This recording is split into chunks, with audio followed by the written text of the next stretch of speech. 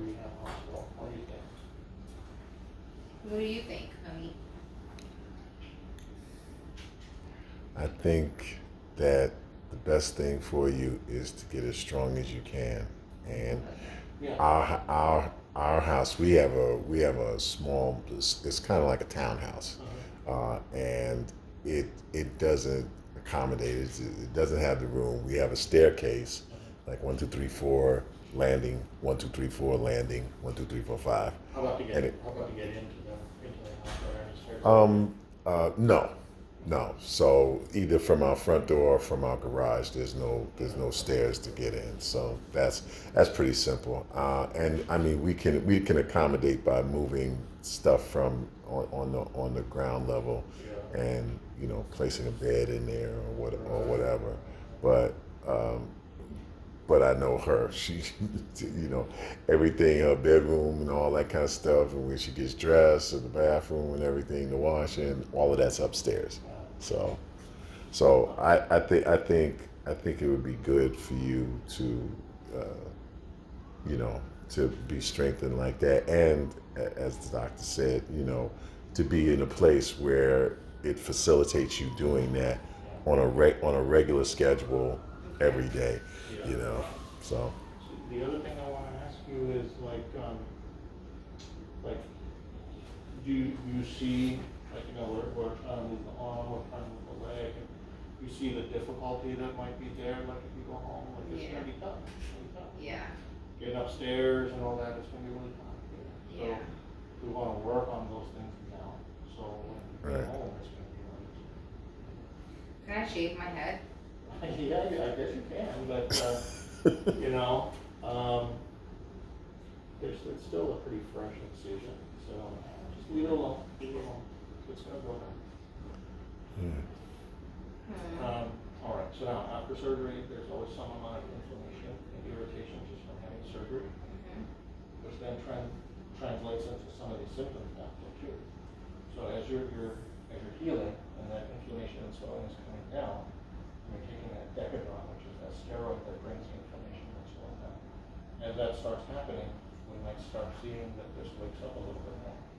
Okay. And that's when, like now, the rehab is going to focus on compensating for the weakness that's there. And Okay. then, as you start getting a little bit of strength back, the rehab focuses on compensating for the weakness there.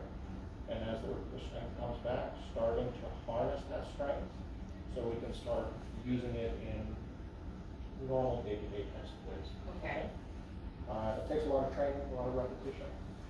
So the rehab part of the hospital was here at Cedars. It was a couple floors down, but now they moved it over to Century C. Okay. Okay. And whenever people think rehab facility, they have this idea of like being stuck in a cut-off nursing home or something. It's nothing like that. It's nothing like that. It's a hospital, just like here. And the nurses will come in to bother you early in the morning to take your vital signs, just like here. Like it's a hospital. You're going to be monitored.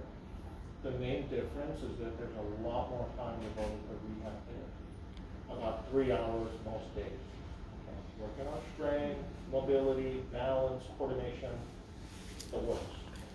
Okay. Okay. And how long would you have to be there? We don't really know yet.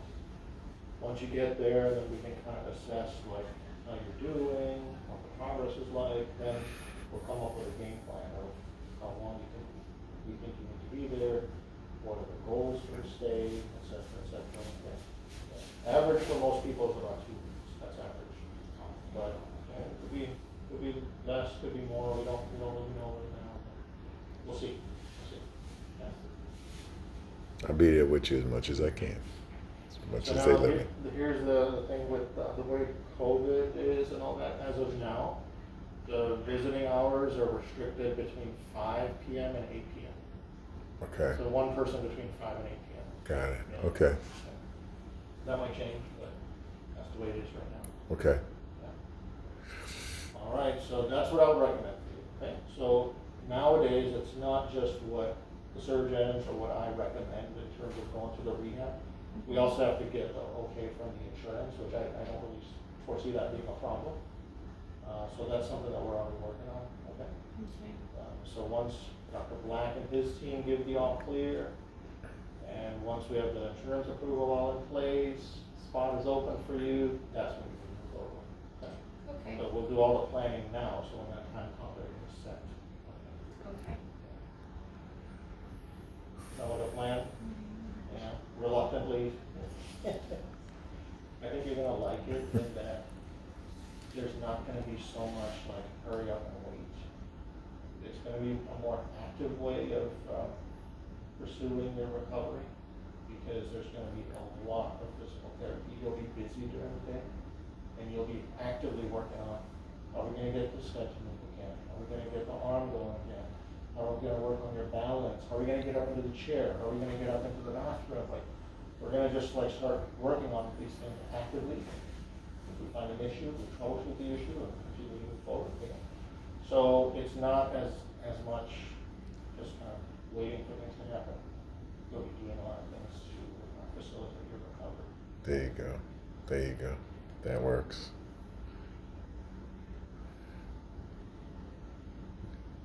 You'll be back playing the violin before you know it. You play the violin? No, she doesn't. We just wanted to. I thought they could put that in. All right, there you go. All right. So we're gonna be doing some physical therapy, we'll be working on strength, occupational therapy, we'll be working on the arm, the dexterity, self-care, okay, bathing, dressing, that kind of stuff. After surgery, sometimes concentration, short-term memory, sometimes those things might be off temporarily. Okay. So there's gonna be a speech therapist that looks into all of that. Your speaking is fine, but under the speech umbrella, they also look at concentration, memory, and that kind of thing. And then, if we identify anything there, then we can Did he direct take care. it all out? Do what? Did he take it all out? The math design? Yeah. Did they talk to you about the follow-up MRI? Yeah, it looks like, have them talk to you, because I just read the radiologist report, but it says that it's, resected tumor, which means removed tumor, So this is important, when the surgeons come, and I'm sure you're gonna be here too, right? When they come, let's, have them go to the post-op MRI with you, okay?